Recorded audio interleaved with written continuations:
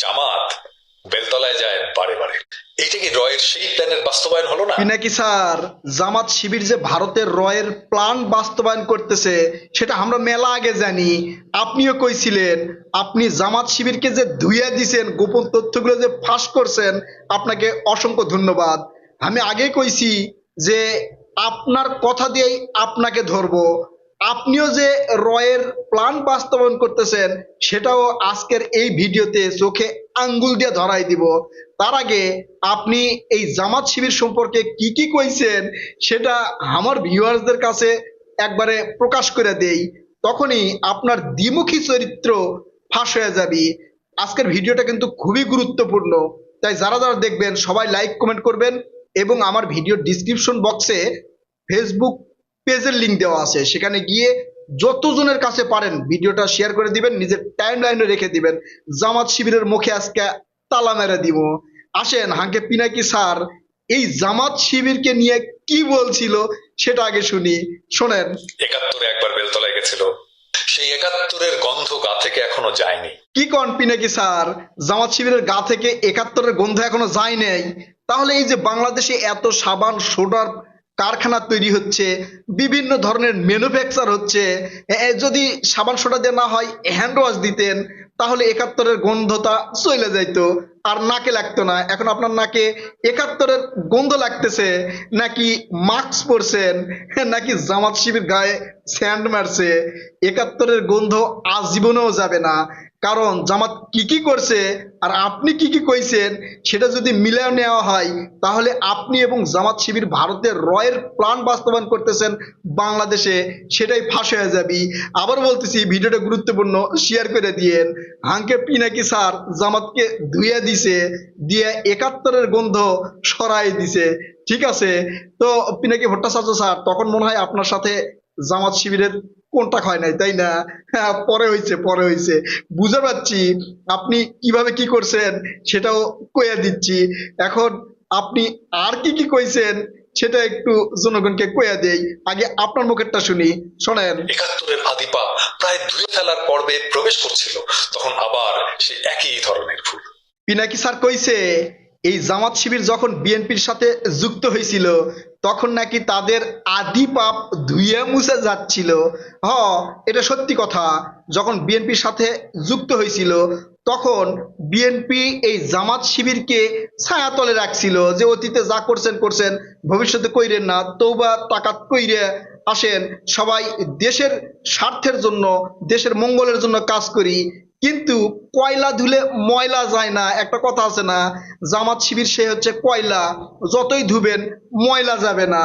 এই জন্য রয়ের প্ল্যান বাস্তবায়ন করার জন্য বাংলাদেশে নতুন করে নতুন প্ল্যান করতেছে, আর সেই প্ল্যানের মাস্টার মাইন্ড আপনি পিনাকি স্যার, সেটা একবারে চোখে আঙ্গুল দিয়ে দেখাই দিচ্ছি। ঠিক আছে, এরপরে শুধু এটাই না, আওয়ামী লীগের সময় আমরা যে বলি জামাত শিবির প্রচুর নির্যাতনের শিকার হয়েছে, জামাতের নেতাদের ফাঁসি দেওয়া হয়েছে, এটা জামাতেরই পরিকল্পনা ছিল। তারা হাসিনার কাছে মাথা নত করছে। কি বিশ্বাস হচ্ছে না? আমি করলে তো বিশ্বাস হবি না, যদি হাঙ্কের পিনাকি স্যার কয় তাহলে তো বিশ্বাস হবি, তাই না? তাহলে শোনেন পিনাকি স্যার কি কইছে। সেই আপনারা হাসিনার কাছে নত হলেন, খুবই দুঃখজনক। আহা পিনাকি স্যার, এটা দুঃখজনক না, এটা জামাত শিবিরের আসল চরিত্র। তারা তাদের ক্যারেক্টার থেকে এখন পর্যন্ত বের হয়ে আসতে পারে নাই। এই যে গত পরশুদিনের ঘটনা, জামাতের আমিরের নাকি এই টুইটার অ্যাকাউন্ট, মানে এক্স হ্যান্ডেল অ্যাকাউন্ট বলে হ্যাক হয়েছে, হ্যাক হইয়ে নাকি মেয়েদের বিরুদ্ধে মানে পোস্ট করছে, কর্মজীবী নারীদের বিরুদ্ধে। আসলে হ্যাক হয়েছে কিনা সেটার প্রমাণ কিন্তু এখনো পুরোপুরি দিবার পারে নাই, যদিও চেষ্টা করতেছে বানায়া বুনাইয়া সোশ্যাল মিডিয়ায় জামাত শিবিরের বট বাহিনী দিয়ে মানে একটু উল্টাপাল্টা কথা ছড়ানোর, জনগণ বিশ্বাস করতেছে না। ঠিক আছে না? তো চরিত্রগুলো এইভাবেই ফুটে ওঠে। জামাতের আমিরের যেই টুইটার পোস্ট, সেই পোস্ট দেখা মনে হচ্ছিল না যে আসলে এটা অন্য কেউ করছে। ঠিক আছে, প্রথম দিকে তার কথার সাথে মিলিছিল, মাঝখানে বাঁশ দিয়ে দিছে। আমি আগেই কইছিলাম যে ভালো কথার সাথে খারাপ কথা অ্যাড কইরা মানুষকে বোকা বানানো যে কৌশল, সেই কৌশল অবলম্বন করছে জামাত শিবির। ঠিক আছে, তাই আহা কইরেন না পিনাকি ভট্টাচার্য স্যার, আবার দুঃখ কইরেন না, এটা জামাতের আসল চরিত্র। এছাড়াও ইন্ডিয়ার সাথে জামাতের কি নেগোসিয়েশন, সেটা আপনি নিজেই কইছেন। একটু আপনার কথাই শুনে আসি।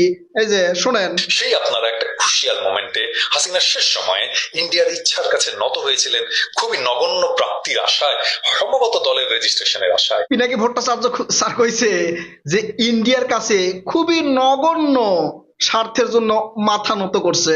হাসিনার কাছে তো করছেই, আবার ইন্ডিয়ার কাছেও এই জামাত শিবির মাথা নত করছে। মাথা নত করে নাই, এটা ইন্ডিয়ার রয়ের প্ল্যান, সেটাই জামাত শিবির বাস্তবায়ন করতেছে, ভবিষ্যতেও করবে। ঠিক আছে, এর মধ্যে অনেক কিছু আছে। শেখ হাসিনার সময় এই জামাত শিবির কি করছে, এখন কি করতেছে, ভবিষ্যতে কি করবে, সেগুলো নিয়ে কিন্তু জনগণ বুঝতে পারছে। তাই জামাত যে তাদের ব্যক্তিগত স্বার্থে দেশটাও বিক্রি করে দিবার পারে, সেটা আপনার কথাই কিন্তু প্রমাণ হলো। যারা সামান্য স্বার্থের জন্য পুরা মানে দলটাকে একটা রয়ের কাছে মানে বিদেশি এজেন্টের কাছে মাথা নত করে, তারা বৃহৎ স্বার্থে বাংলাদেশটাকেও বিক্রি করে দিবার পারে। ঠিক আছে, এই জন্য দেখতেছেন না জামাতের আমির এক এক সময় এক এক কথা কইতাছে। এক সময় বলতাছে যে এই যে বাংলাদেশের যে পরিস্থিতি, আইন শৃঙ্খলা বাহিনী খুবই উদ্বেগজনক, যাতে বিদেশি পর্যবেক্ষক গুলো বাংলাদেশে না আসে, নির্বাচনী পর্যবেক্ষক যাতে বাংলাদেশে না আসতে পারে, কিন্তু আসবে। ঠিক আছে, আবার করছে যে আমরা নারীদের উন্নয়ন করব, নারীদের অনেকগুলা স্বার্থ দিব আর কি, নারী স্বার্থ বাস্তবায়ন করব। আবার আরেক দিকে পোস্ট করতেছে যে কর্মজীবী নারীরা নাকি ওই যে একটা খারাপ শব্দের সাথে বলছে, আমি আর বললাম না। তাহলে কেমন হলো পিনাকি স্যার? একদিকে নারীদের উন্নয়ন করতেছে, আরেক দিকে নারীদের ব্যবহার করতেছে নির্বাচনী প্রচারণায়, আরেক দিকে সোশ্যাল মিডিয়ায় নারীদেরকেই আবার আজে বাজে কথা বলতেছে। এটা হচ্ছে জামাত শিবিরের প্ল্যান। ঠিক আছে, আর এই প্ল্যান বাস্তবায়ন করতে আপনাকেও ব্যবহার করতেছে। আপনি যেই ন্যারেটিভগুলো তৈরি করে দিচ্ছেন জনগণের কাছে, সেগুলো প্রচার হচ্ছে, জনগণ মনে করতেছে পিনাকি স্যার যেহেতু কইছে ঠিকই কইছে। ঠিক কিন্তু হয় নাই পিনাকি স্যার। আপনি এই যে জামাত শিবিরকে যেভাবে সাপোর্ট দিচ্ছেন, ভবিষ্যতে দেশটার যে কি হবে সেটা আপনি নিজেই কইছেন। আপনার নিজের মুখে শুনি, আপনি কি কইছেন শোনেন। মার্ক মাই ওয়ার্ড, এই সিদ্ধান্তের জন্য আপনারা একদিন পস্তাবেন, কারণ আপনাদের সব রাজনৈতিক অর্জন এই ক্ষুদ্র চাওয়ার কাছে হেরে গেল। ভবিষ্যতে শুধু জামাত শিবির প্রস্তাবে তা নয়, যদি জামাত শিবির ক্ষমতায় যায় তাহলে পুরা বাংলাদেশের জনগণের প্রস্তাতে হবে। একই সাথে রয়ের প্ল্যান বাস্তবায়ন হবে। আবার সাধারণ জনগণ যে হেনস্থার মধ্যে পড়বে, দুর্ভোগের মধ্যে পড়বে, এই দায়ভার জামাত কিন্তু নিবে না দাদা।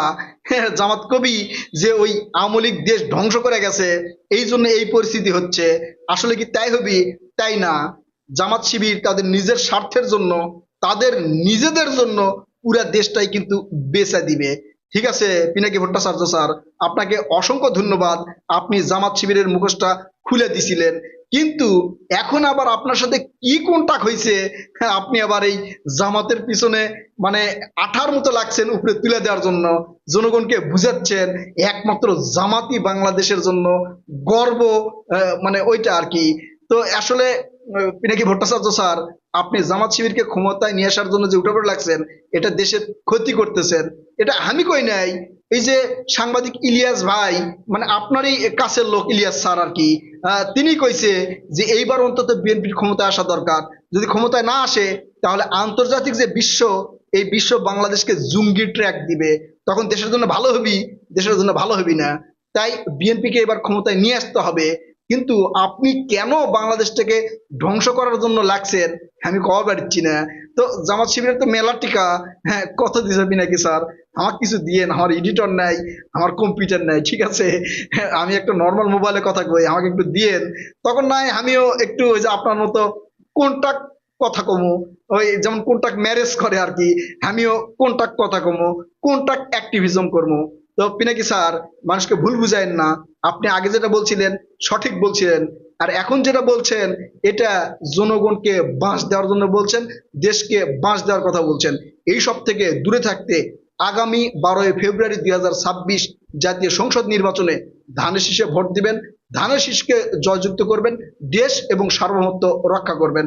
কথা হবে নতুন কোনো ভিডিওতে, ততক্ষণ পর্যন্ত ভালো থাকবেন ইনশাল্লাহ। আল্লাহ হাফেজ।